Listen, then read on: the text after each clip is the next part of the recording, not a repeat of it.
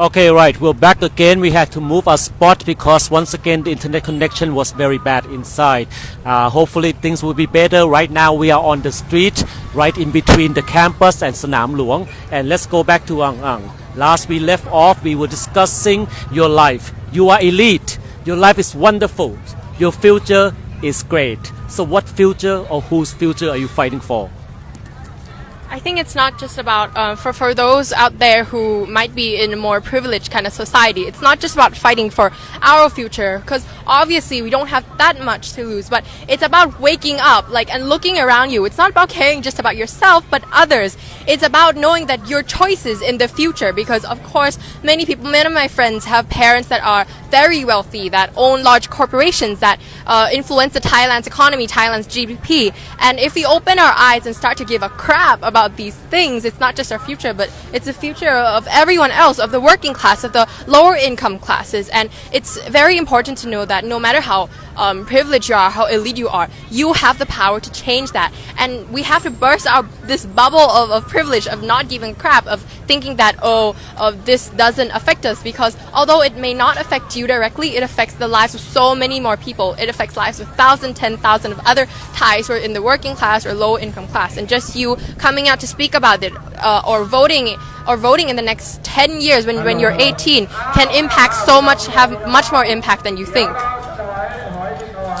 Okay, now repeat once again. I am your parents' generation. I am old enough to be your father, and I can tell you right now, the people from my generation is all about making money. It's all about the career success. That's your measurement in life. And a lot of my friends, they are captains of industries, and managing directors, CEOs, vice presidents, so on and so forth. Some of them do care about what's going on. Many of them do support the pro-democracy protest, but almost all of them would say the same thing.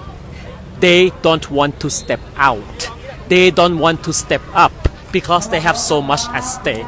They have families, they have million or billion baht business to run, they have employees, they have wife, they have children, they have this and that. They have root in this society. So what can they do? What can they do in order to step out of that shell and be a part of change? I think a lot of people, and I have seen, I agree that a lot of people who are, although may have are in the privileged class, they do care. A lot of my friends say that they care about what is happening in Thailand, but they're afraid to speak out. They're in the silence, I think. But what I'm saying is that if there is fear, then there is no true democracy. If you're here to say that, I think there is already democracy in Thailand, but I want a bit more freedom of speech and things like that. But then if you're still afraid to speak out, then there will never be a day that we can have true democracy. And it's the fear itself. I say that it's understandable. There's a lot at stake for many people.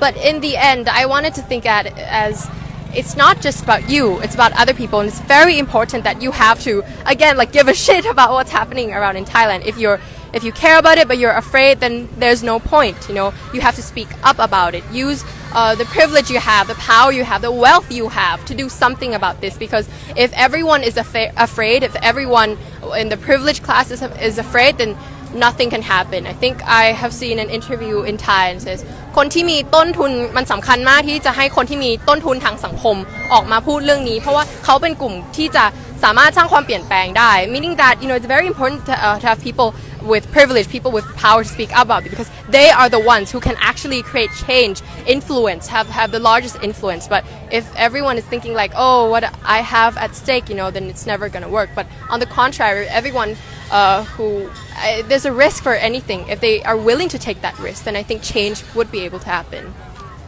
Okay, so basically you're saying if you're rich, then you can afford to make the sacrifice. You can afford to give back. But right now, all we are seeing is middle class people, even working class people, they are the one making the sacrifice rather than rich people, right? One last thing, what sort of backlash have you received ever since you started writing for Disrupt and also possibly following this interview? I have heard horrible stories about the things people have said about you. You betray your class, you betray your peers. What kind of an elite are you? What kind of an ungrateful child are you? Can you talk about that a little bit? Yes, I guess not just a little bit, because there's a lot of backlash. Let them hear it, let them have it. I think